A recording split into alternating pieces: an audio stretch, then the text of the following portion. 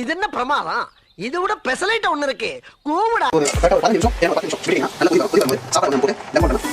எனக்கு ஒரே ஒரு டவுட் தான். என்னன்னா நான் வந்து குக் பண்ண சொன்னேன்.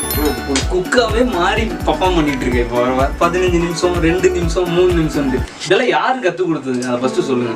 இதெல்லாம் பார்த்தீங்கன்னா எல்லாம் யார்கிட்ட நம்ம கற்றுப்போம். இப்போ அம்மா செஞ்சுட்டே இருப்பாங்க. அப்போ நம்ம என்ன போய் என்ன பண்ணுவோம், டக்குன்னு போய் ஒன்று எடுத்து சாப்பிட்டு கூட வந்துடுவோம். அப்போ வந்து டேஸ்ட் வந்து சூப்பராக இருக்கும். அம்மா கிட்டேருந்து ஒரு சின்ன சின்ன டிப்ஸ் எல்லாம் அப்படியே அவங்ககிட்ட கற்றுக்கணும். அப்போ வந்து செய்யலாம். நீங்கள் வந்து பிரியாணி செஞ்சதுக்கு வந்து பிரியாணி செய்யறதுக்கு காரணமே அம்மா தான். ஆமாம், அம்மா தான்.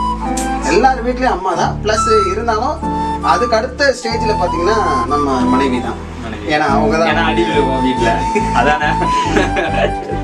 சரி, ஓகே, அதெல்லாம் சொல்லாதீங்க.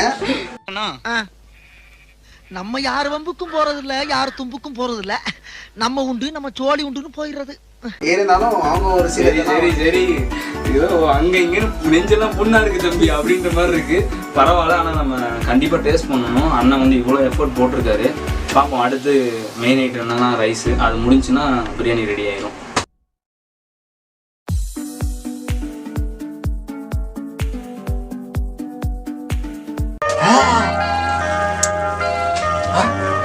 உப்பு காரம் இது சாப்பிடலாமா வேணாமான்னு யோசிக்கிற மாதிரி இருக்கு. இல்லை சூடு எங்கும் பயமும் பெறணும்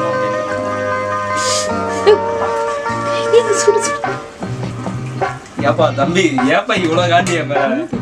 ஓகே, இப்போ வந்து நான் பிரியாணி மட்டும் தான் கேட்டேன். ஆனால் வந்து எப்பயுமே வந்து அண்ணன் கொஞ்சம் எக்ஸ்ட்ரா ஸ்பெஷல் பண்ணுவார். அந்த மாதிரி வந்து இப்போ சிக்கன் 65 பண்ணிட்டு இருக்காரு. அதையும் நீங்கள் பாருங்க, அவரோட கைப்பக்கம் எப்படி இருக்குன்னு பார்த்துடலாம். ஏன்னா இப்போ பார்த்தோன்னா இப்போ நம்ம பிரியாணி தான் செஞ்சாலும் என்னதான் பிரியாணி செஞ்சாலும் அது கூட ஏதாவது ஒரு சைட் டிஷ் இருந்தால் இன்னும் சாப்பிட்டு வேறு லெவலில் இருக்கும். வேறு லெவலில் இருக்குன்னு நினைக்கிறேன். பார்ப்போம். அதனால தான்